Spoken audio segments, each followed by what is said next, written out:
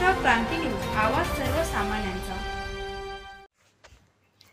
दारव्हा सेवानिवृत्त सैनिक योगेश गंधे यांचा दारव्हा नगरीत भव्यदिव्य सत्कार। भारतीय सेनेतील मराठा लाईट इन्फंट्रीमध्ये 16 वर्ष सेवा बजावून निवृत्त झालेले जवान योगेश शंकरराव गंधे यांचा दारव्हा येथे 3 ऑगस्ट रोजी गौरव सोहळा पार पडला। देशसेवेसाठी दिलेल्या योगदानाबद्दल त्यांच्या सहपरिवार सत्कार करण्यात आला। गंधे यांना भेटवस्तू देऊन सन्मानित करण्यात आले।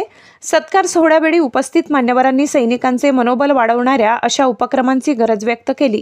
युवकांना प्रेरणा मिळण्यासाठी हे कार्यक्रम उपयुक्त ठरत असल्याचे त्यांनी सांगितले। या सोहळ्याचे आयोजन स्थानिक माजी सैनिक संघटना, चैतन्य ग्रुप ऑफ स्पोर्ट्स, धनगर समाज बांधव, महिला भजन मंडळ, शिक्षक कॉलनी परिवार, वकील संघ, जुनी पेन्शन संघटना आणि इतर सामाजिक संस्थांच्या संयुक्त विद्यमाने करण्यात आली होती।